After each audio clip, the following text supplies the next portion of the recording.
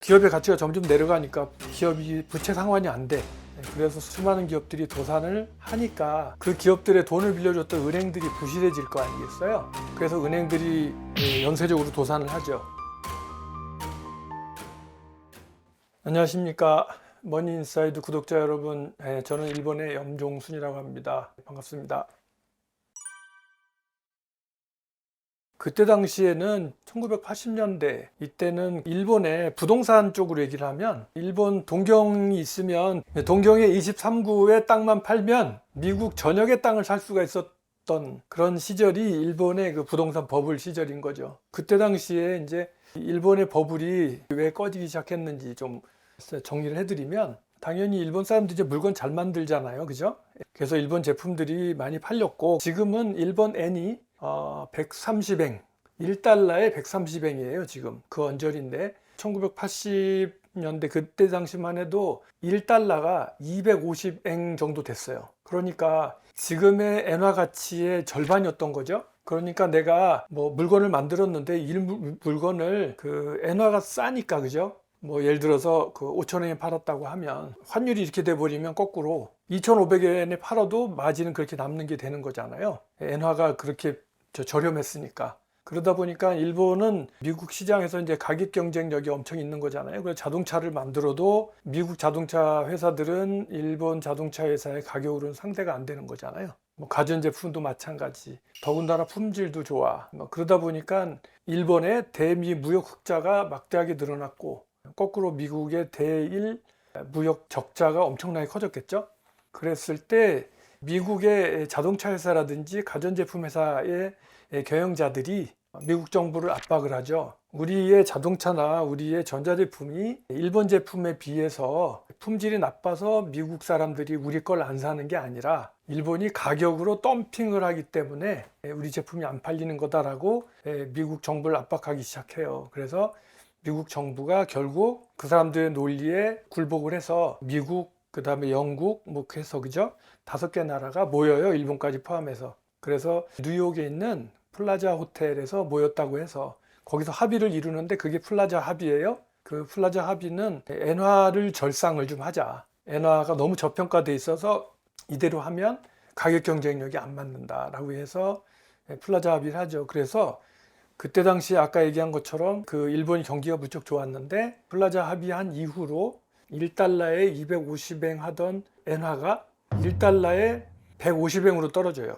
지금 오늘 뉴스 보니까 한국의 그 원화가 1달러에 1,300원 언저리던데요. 그죠? 근데 이게 1년 뒤에 1달러의 절반 700원으로 떨어졌다고 생각을 해보세요. 그러면 우리나라 제품이 미국 제품 가격의 2배가 돼버린단 말이에요, 지금. 그죠? 그럼 안 팔릴 거 아니에요? 그렇게 해서 일본이 버블 붕괴가 시작되는 거예요. 그러니까 뭐 일본 제품이 미국에 안 팔릴 거 아니에요, 그죠? 당연히 가격 경쟁력이 너무 없으니까 자동차도 안 팔리고 뭐 가전제품도 안 팔리고 하다 보니까 그게 이제 버블 경제의 붕괴의 시작인데, 일본 정부가 무슨 정책을 썼냐면, 그러면 수출이 안 되니까 내수를 확대를 하자. 그래서 일본 국내 경기를 부양을 하자. 그러면 되잖아요. 그래서 일본 기업에다가 어마어마하게 돈을 빌려주는 거예요. 돈을 많이 빌려줄 테니까, 예를 들어서 공장이면 공장 자동화를 해서 사람이 직접 일 안 하고 로봇가 일할 수 있도록 이렇게 하면 생산성이 올라가잖아요. 인건비도 줄어들고. 그래서 원가 절감을 하자. 그래서 우리 경쟁력을 높이자 그래갖고 돈을 막 빌려주는데, 그것도 한계가 있잖아요. 기업이 나중에는 돈을 안 빌리려고 해요. 아무리 빌려도 해결이 안 되니까. 그런데 그때 마침 지금의 한국처럼 일본 사람도 땅을 좋아해요. 한국도 그렇고 일본도 그렇고 서로 간에 땅이 좁다고 하거든요. 미국 사람은 자기 나라 좁다는 얘기 안 하는데, 일본 사람도 자기 나라 땅이 되게 좁다고 생각해요. 일본이 저 홋카이도에서 오키나와까지 전체 길이가 3,500km예요. 그러니까 대한민국은 부산까지 500km잖아요. 근데 일본에 택시를 탔더니 택시 운전사가 나보고 그러더라고. 막 달리는 차를 보더니 아무리 빨리 달려봤자 이 좁은 일본에 어디까지 가겠다고 저렇게 달리는지 모르겠다고 하는데, 우리가 보기에는 7배 큰 나라잖아요. 그럼에도 불구하고 일본도 스스로가 자기 나라가 좁다고 생각하는 국민이에요. 그래서 좁은 나라니까 부동산에 투자를 해놓으면 반드시 부동산은 올라간다라고 해서 제일 먼저 기업들이 땅을 사기 시작해요. 은행에서 금리가 저렴하잖아요. 저렴한 금리로 돈을 빌려서 땅을 막 사기 시작하고 땅을 너도나도 사기 시작하니까 땅값이 올라갈 거 아니겠어요? 거기에다가 이제 그 기업만 빌려주는 게 아니라 개인도 막 빌려주잖아요. 그래서 너도나도 땅을 사기 시작하는 거예요. 그래서 막 너도나도 땅을 사니까 결국 땅값이 올라가잖아요. 예를 들어서 내가 이 땅을 10억에 샀어. 그랬는데 은행에다가 이 땅을 담보로 잡히고 한 8억 정도를 빌리는 거예요.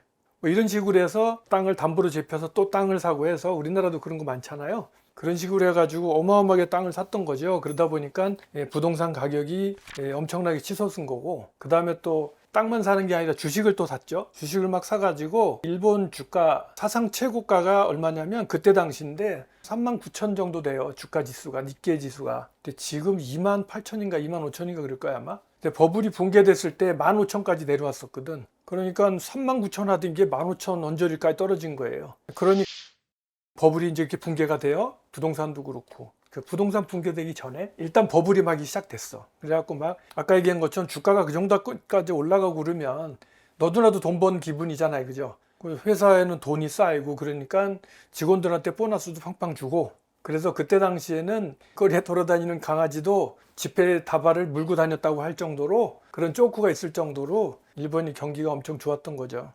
그렇게 해서 그 버블 경제가 1986년에서 91년 정도까지 돼요. 일본 사람들이 봤을 때 이게 실물 경제하고 전혀 관계없는 버블이다라는, 저게 언젠가 터지면 대책이 없다라는 생각을 하게 되잖아요. 당연히 그 일본뿐만이 아니고 또 다른 나라도 그랬을 테니까. 그래서 경제를 소프트 랜딩 시키자, 그렇게 해서 서로 간에 세계 각국의 재무당국이 모여요. 이렇게 너무 돈 팡팡 풀지 말자라고 해서 그 긴축을 들어가거든요. 서로 간에 경기 안정을 하는데, 그게 이제 뭐냐면 그 BIS 결제 기준이라고 아시죠? 은행이 자기 자본하고 빌려준 돈의 어떤 비율을 얘기하잖아요. 그래서 BIS 결제 기준을 만들어서 이 기준을 맞추라라고 얘기를 해요. 이렇게 얘기를 하니까 은행들이 이미 그걸 한참 벗어나 있잖아요. 그래서 은행들이 그때부터 그 기준을 맞추려고 이제 돈 빌려줬던 걸 융자를 연장을 안 하고 끊는 거죠.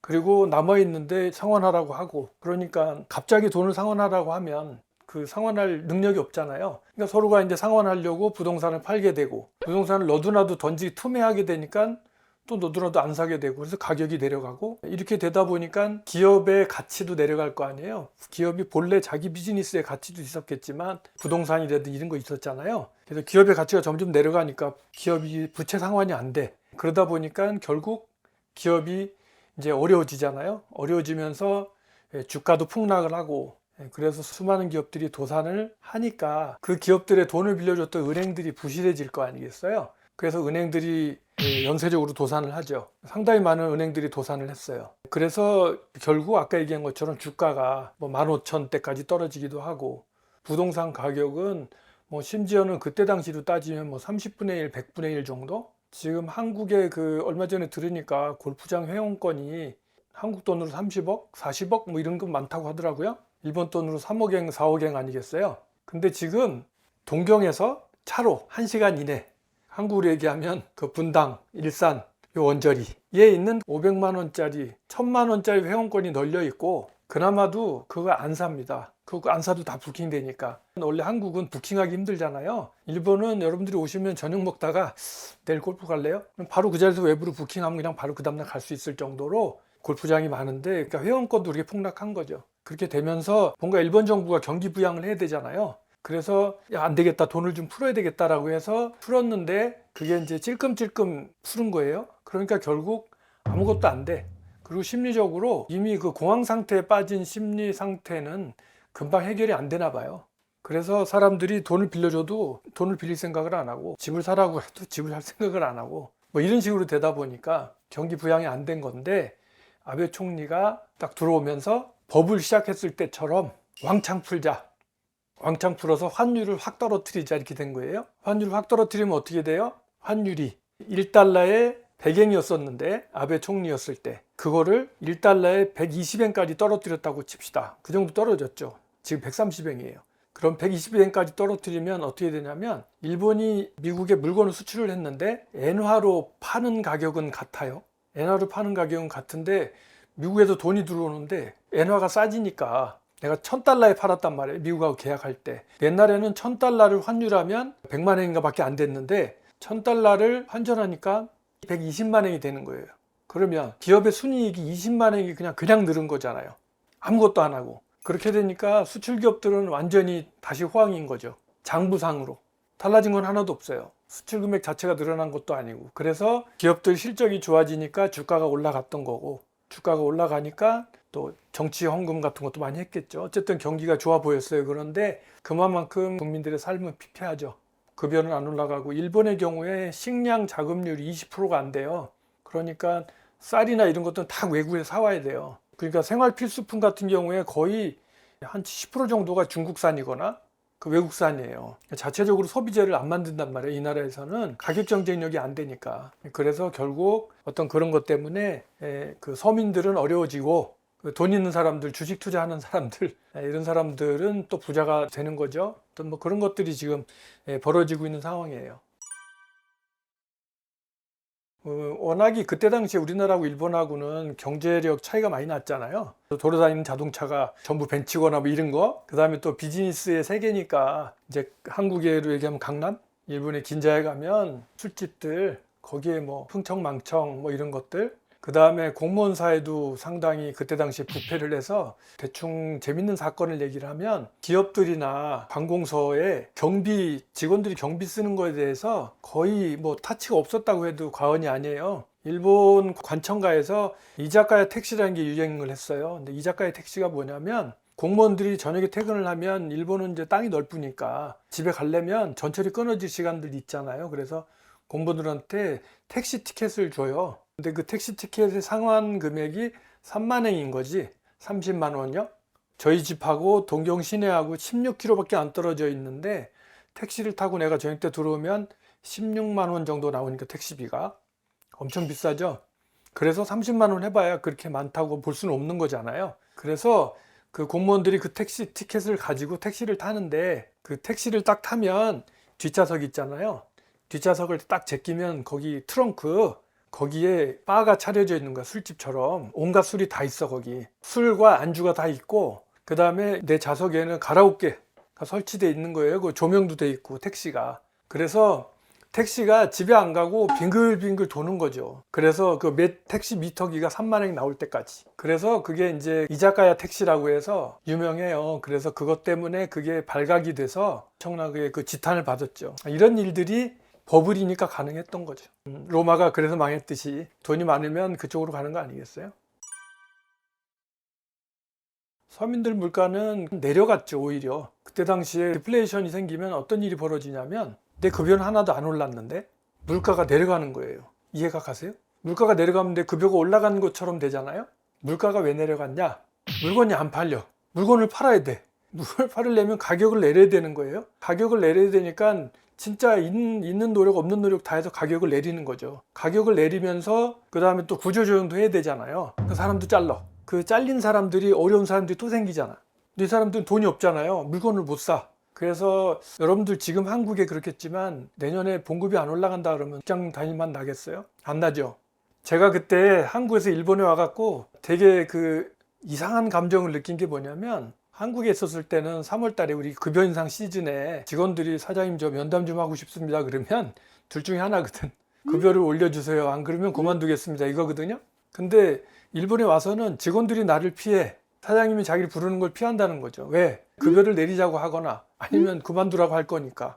어떤 그런 게 일본의 그 보통 상황이었어요. 그래서 토요타도 그렇고 일본의 모든 대기업이 급여 동결이 쭉 이어졌죠. 아베 총리가 집권을 하고 원래 한 5년 사이에 아베 총리가 직접 국회에 나와서 아니면 매스컴에다 대고 기업들한테 직원들 급여 좀 올려주라고 막 얘기하고, 그래야 경기가 좋아진다, 물가가 올라간다, 뭐 이런 식으로 해서 조금씩 올라가고 있는 상황인 거예요. 네, 지금 일본이 금리가 마이너스 금리란 말이에요. 내가 은행에다 돈을 맡기면 한테 관리 수수료를 떼어간다는 얘기가 되는 거거든요. 일본에는 우리가 부동산이 이제 들썩거리는 이유가, 은행에서 내가 집을 산다고 빌려도 이자가 뭐 1% 뭐 언저리인데, 그러니까 내가 돈을 쉽게 빌리는 거 아니에요? 그것처럼 이제 돈을 막 빌리는데, 일본의 국가 부채가 있잖아요. 나라의 빚. 대한민국 국민의 GDP 대비해서 대한민국의 부채는 40% 정도 넘었죠. 그거 가지고 지금 경제 전문가들 난리잖아요. 우리나라 부도 난다고. 근데 이제 저는 왜 저러지라는 생각을 하는 거예요. 일본의 경우에는 일본의 GDP가 500조엔이 좀 넘어요. 그러니까 한국 돈으로 5천조 정도 되지. 그게 GDP예요. 근데 일본의 빚이 얼마냐? 1300조 엔. 그러면 내 급여가 500만 원인데 내 빚이 1300만 원이 있는 거죠. 우리나라는 내 급여가 1000만 원인데 빚이 400만 원 있는 거예요. 그죠? 빚이 어마어마하죠. 그죠? 빚이 어마어마한데 매년 그 재정 적자라 하면 그 세금 걷어들이는 돈하고 정부가 집행하는 돈의 차이, 적자가 나는 거예요. 세금이 100만 엔이 들어왔는데 140만 엔을 쓴단 말이에요. 그 상태가 계속되고 그 구조를 줄일 수가 없어요. 140만 엔이라는 돈이 이미 사용할 장소가 다 정해져 있기 때문에 그걸 깎게 되면 이런 거지. 우리 뭐 장애자 수당 주던 거, 노인 수당 주던 거 이거 다 깎아야 돼요. 그러면 다음에 선거를 하면 그 정당 뽑아주겠어요? 안 뽑아줄 거 아니에요, 국민들이. 그러니까 당연히 이 사람들은 국가의 장래를 생각하기 이전에 다음 총선에도 자기가 당선돼야 될 거 아니에요. 그러니까 그 폭탄 돌리기를 하고 아무도 그걸 건드리지 않아. 그러니까 아까 얘기한 것처럼 1200조엔이지만 앞으로도 계속 매년 30조엔에서 50조엔씩 빚은 늘 것이고 국민 총생산이 늘어나지 않는 한. 근데 무슨 뭐 지금 일본이라는 나라가 갑자기 경제 성장률이 10%가 되고 20%가 되겠어요? 그건 어렵잖아요. 그죠? 자, 그러면 이상하지 않아요? 빚이 1300조 정도 되는데 어떻게 나라가 저렇게 멀쩡하지? 라고 여러분 생각하실 수 있잖아요. 그죠? 왜 멀쩡하냐면 어떤 그 국가 신용 등급이라는 거 있지 않습니까? 우리가 상당히 높잖아요. 일본이 국가 신용 등급이 저쪽에 태국이나 필리핀하고 같아요. 우리나라보다 훨씬 낮아요. 왜 그러냐면 상식적으로 안 좋잖아요. 재정 상태가. 희망도 안 보이고. 자, 그런데 이 나라가 어떻게 안 망하고 있지? 라고 생각을 하실 수 있겠는데 두 가지 이유가 있어요. 하나는 일본 정부가 외국 금융기관으로부터 돈을 빌리지를 않아요. 돈을 빌리지 않으니까 신용등급이 낮아도 관계없잖아요. 신용등급이 낮으면 이자가 세단 말이에요. 근데 돈을 안 빌리니까 관계없잖아. 어떻게 돈을 안 빌릴 수 있었는가? 일본 국민들이 저금한 돈이 1500조 엔 정도가 돼요. 그리고 코로나를 겪으면서 정부에서 보조금을 많이 줬잖아요. 돈을 쓰라고, 어렵다고. 그랬더니 국민들이 그걸 쓰면 좋은데 불안한 거예요, 미래가. 그래서 다시 저금이 또 늘어난 거지. 그러면 전체 국가 부채에 비유해서 국민의 저금이 아직 몇백조 엔이 더 있는 거죠. 그래서 그거를 뭐 한 5, 6년 정도 더 까먹을 수 있겠죠. 그때까지는 일본 정부는 문제가 없어요. 그리고 그 다음에도 내가 보기에 쉽게 문제가 생기지 않을 것은 뭐 기업들이 가지고 있는 유보 자산도 있고 뭐 이런 것도 있을 수 있으니까 금방 뭐 IMF가 오거나 그러지는 않겠지만 일단 정부가 돈이 없어요. 그러면 돈을 만들어야 되잖아요. 돈을 빌려야 되죠. 근데 돈을 빌리는 입장에서 이자를 0%로 빌려달라면 빌려주겠어요, 누가? 근데 지금은 일본 정부가 빚이 1300조가 있어도 이자가 0%잖아요. 그러니까 빚을 빌려서 갚고 해도 하나도 빚이 안 늘어나잖아. 이쪽으로는 빚 자체는. 그죠? 근데 1200조나 빚이 있는데 이자를 1% 준다고 생각해봐요. 그 이자만 해도 얼마예요? 그러니까 이제 어마어마한 그 빚이 늘어나게 되잖아요. 그래서 일본 정부는 금리를 올릴 수가 없어요. 두 번째로는 가장 중요한 건데 대한민국하고 좀 관련이 있는 거 뭐냐면 지금은 IT가 세상의 중심이잖아요. 2000년 당시에 그 글로벌 시가총액이라고 있죠. 글로벌 시가총액. 글로벌 시가총액 탑10을 보면 일본 회사가 7개 있어요. 거기에 보면 NTT도 있고 일본의 은행들도 있고. 그래서 일본이 상당히 부자 나라였고 부자 기업들이 많았어요. 근데 지금 당장 올해 거 글로벌 시가총액을 보시면 1, 2, 3, 4, 5위가 누구냐면 가파예요. GAFA 그리고 마이크로소프트 뭐 이런 식이에요. 그러니까 이거는 뭘 상징하는 거냐면 전부 소프트웨어 회사잖아요. 그죠? 소프트웨어가 하드웨어를 이기는 세상이 온 거고 그런데 일본은 소프트웨어 나라가 아니잖아요. 일본은 하드웨어 나라예요. 미국은 소프트웨어 나라고. 그런 차이 때문에 또 하나가 일본은 아날로그 중심의 나라였고 미국은 디지털의 나라잖아요. 아까 글로벌 시가총액이 그런 거잖아요. 그죠? 그래서 여러분들 그 코로나 와중에 뭐 일본에 대한 뭐 그런 얘기들 많이 들었잖아요. 일본이 아날로그라고. 일본은 아직까지 아날로그예요. 그러다 보니까 이게 4차 산업혁명이라는 게 뭡니까? IT와 기존의 비즈니스가 융합돼서 새로운 비즈니스를 창출해야 되고 그래야 글로벌 경쟁에서 살아남잖아요. 그런데 이 일본의 경우에는 소프트웨어 산업이 거의 발달되어 있지 않다 보니 모든 것을 하드웨어로 해결할 수밖에 없어요. 그러다 보니까 지금 전자정부 그러면 대한민국이 글로벌 랭킹에서 세계 2위, 3위 막 이러잖아요. 근데 일본은 늘 10, 12, 11위 뭐 이 아래예요. 우리나라하고는 엄청 차이 나죠. 그 다음에 뭐 은행이 사실 IT 기업이잖아요, 지금. 은행이 여러분들 한국에서도 뉴스가 나왔을 텐데 미조은행이라고 일본의 메가뱅크가 은행의 계정계 전산 시스템 쇄신을 하려다가 실패를 해가지고 지금 은행장까지 사직한 상황이잖아요. 더군다나 은행의 기간 시스템을 만드는데 6년 걸렸다는데 기간 시스템 개발 비용이 5조 원 정도 된 거예요. 5조 원. 근데 내가 지난번에 대한민국 가서 국민은행이나 신한은행이나 이런 분들한테 여쭤봤어요. 그래서 그분들한테 물어봤더니 한 5천억 안 썼다고 하더라고. 5천억과 5조 원의 차이. 그런데 금융 시스템 자체는 제가 객관적으로 봤을 때 한국에 훨씬 더 앞서 있어요. 3세대 정도는 앞서 있어요. 이거는 뭘 얘기하냐면 그 소프트웨어 산업 경쟁력이 전혀 없다라는 거죠, 일본이. 돈은 많이 들고 그 사용이 불편해서 시스템이 맨날 버그가 나는 시스템을 만든다라는 거예요. 자, 이렇게 되면 은행이 경쟁력이 없어지죠. 그 다음에 정부가 경쟁력이 없어지죠. 자동차가 이 지금 하드웨어입니까? 소프트웨어입니까? 소프트웨어 가깝잖아요, 이제. 소프트웨어 없는 자동차 생각할 수 없잖아요. 전기 자동차도 그렇고. 이것도 소프트웨어잖아요. 그 다음에 병원도 소프트웨어 없이 생각할 수 없잖아요. 그 다음에 학교 교육. 이것도 이러닝도 해야 되고 소프트웨어 없이 생각할 수 없잖아요. 토목. 지금 모든 분야가 소프트웨어가 기반이 돼야 되는데 일본의 경우에는 이런 소프트웨어 산업이 거의 어플리케이션 소프트웨어를 개발하는 산업이 발달도 있지 않기 때문에 그런 또 기업들도 없고 능력이 없기 때문에 기업이 더 이상 경쟁력을 유지할 수가 없어요. 경쟁력을 유지할 수 있는 그런 분야가 있는데 그 분야는 뭐냐면 소재 산업, 부품 산업 뭐 이런 거예요. 우리나라가 아무리 열심히 해도 그죠? 지난번에 아베 정권 때 우리가 수출 규제로 보복을 당한 적 있잖아요. 그런 것들을 우리가 만들지 않은 것도 있지만 만들지 못하는 것도 많이 있어요. 그런 것들이 소재 산업이나 부품 산업은요 하드웨어잖아요. 아날로그잖아요. 이런 것들은 일본이 앞서 있기 때문에 이제 그 부분 가지고 한동안 일본이 먹고 살 텐데 그 다음이 없는 거죠.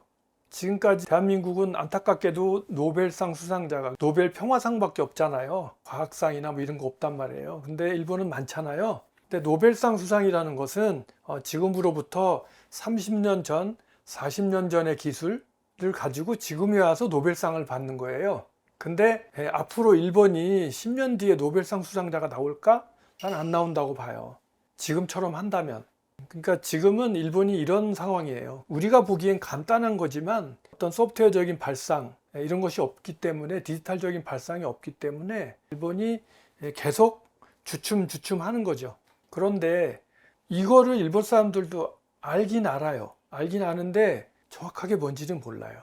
뭐냐면 제가 일본 사람들 데리고 한국에 가면 서울역에 데려가요. 서울역에 데려가서 제가 딱 5분만 설명을 하면 일본 사람들이 내가 잘못 살았구나라는 거를 회심을 하게 만들 수 있어요. 뭘 보여주면 그렇게 될 것 같아요? 뭘 보여주면 그 사람들 쇼크를 받을까요? 생각나는 거 있어요? 이런 식으로 대한민국 사람들은 한국이 얼마나 잘났는지를 몰라. 스스로가 자기가 어느 부분이 경쟁력이 있는지를 모르기 때문에 일본하고 비즈니스를 할 때 엉뚱한 얘기를 해요. 어떤 부분이 뛰어나냐면 일본 사람들 데려오면 개찰구가 없는 사실을 알려줘요. KTX에 개찰구 없죠. 일본은 신칸센은 개찰구가 있잖아요.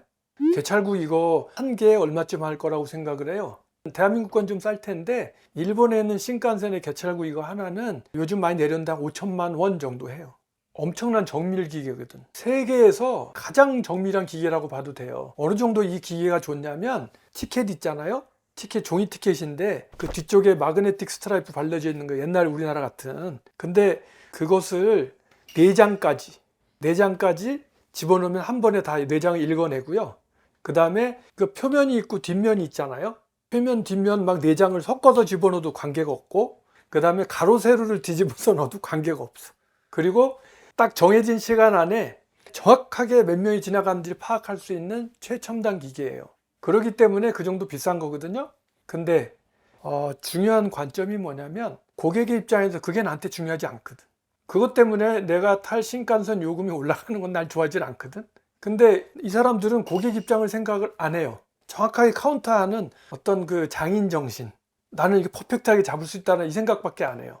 그러다 보니까 한국은 나 어릴 적에는 전부 이런 기계 같은 걸로 표를 따각따각하고 끊었었거든. 그러다가 그 다음에는 마그네틱 스트라이프 있는 그런 걸로 바뀌었다가 그 다음에 인터넷으로 뭐 인쇄해 갖고 집에서 그 인쇄할 수 있습니다라고 했다가 그 다음에 이게 없어진 거잖아요. 이런 식으로 우리도 단계를 밟아서 지금 없앴거든. 근데 일본은 지금 그 단계를 가는 게 아니라 그런 식의 사고를 하는 게 아니라 어떻게 하면 최단 시간 안에 정확하게 이걸 해낼 수 있을까라는 식의 생각밖에 못해요. 그래서 이노베이션이라는 것이 두 종류가 있어요. 뺄셈의 이노베이션과 덧셈의 이노베이션이라는 게 있거든요. 근데 뺄셈의 이노베이션은 뭐냐면 우리가 지금 개찰구를 있었는데 진짜 개찰구를 없앨 수 없을까? 라고 생각하는 게 뺄셈의 이노베이션이에요. 덧셈의 이노베이션은 지금 이거 한 장밖에 못 읽었는데 두 장을 이렇게 할 수 없을까? 옆으로 집어넣어도 이렇게 할 수 없을까? IC 카드도 겸용할 수 없을까? 이런 식으로 하는 거를 그 덧셈의 이노베이션이라고 하는데, 일본 사람들은 덧셈의 이노베이션은 참 잘하는데 뺄셈의 이노베이션은 없어요. 그러면 우리가 그 카카오 택시도 그렇고 결국 이거 뺄셈이잖아, 그죠? 4차 산업혁명은 전부 뺄셈이에요. 쉐어링 플랫폼도 그렇고 전부 중간에 있는 사람들 다 빼는 거거든. 슈퍼마켓을 통해서 우리가 물건을 샀는데 온라인으로 사버려, 아마존에서. 이것도 빼는 거잖아. 뺄셈의 이노베이션이 4차 산업혁명의 기본인데 일본은 뺄셈이 안 되는 나라예요. 왜냐하면 그 얼마 전에 여러분들 뉴스 들으셨을 텐데 일본의 행정개혁 담당 대신이 도장을 없애겠다라고 선언을 했잖아요. 근데 그걸 못 없애는 거예요. 왜 못 없애느냐? 그때 당시에 IT 담당 대신, IT 담당 장관이 전국 도장업 연합회 무슨 뭐 위원장인가 그랬어요. 자기가 디지털 대신이 됐는데 이 양반이 저 도장업의 이익을 대변하는 사람이란 말이죠. 그래서 이분이 기자회견을 하면서 뭐라고 했냐면 도장은 일본의 고유의 문화다. 맞죠? 문화잖아요. 그래서 문화와 디지털 융합을 하겠다라고 얘기를 했어요. 그래서 웃음을 샀는데 어떻게 하면 융합이 되지? 이런 식으로 일본의 경우에는 딱 틀이 짜여져 있어요, 이미. 그리고 싸우는 걸 싫어해. 그래서 도장을 없애게 되면 이 사람들이 저항을 할 거잖아요. 그 저항하면 설득하고 싸워야 되는데 설득하고 싸우기 싫은 거죠. 너도 손해보지 않고 나도 손해보지 않는 길을 생각을 해보자. 그러면 결국 할 수 있는 것은 도장은 도장대로 남겨놓고 전자인감은 전자인감대로 만들자. 그래서 점점 전자인감 쪽으로 가면 되지 않을까? 이렇게 하면 일단 도장이 없어지는 건 아니야. 뭐 이런 식의, 그건 2배 비용이 들잖아, 그죠? 여러분들 그 시내버스 탈 때 우리 티머니 쓰잖아요. 그 여러분들 어렸을 때 회수권이라고 들어봤어요? 이 종이 쪽지였었어. 그래서 그거를 칼로 이렇게 오려가지고 10장짜리를 사는데 10장짜리를 사면 11번 탈 수 있는 거지. 그래갖고 장난친다고 10장을 살살 겹쳐서 잘라서 11장으로 잘라갖고 써먹기도 했었지. 근데 그러다가 토큰으로 바뀌었잖아요. 근데 이명박 씨가 서울시장을 하면서 이제 우리 저 티머니가 도입이 된 거예요.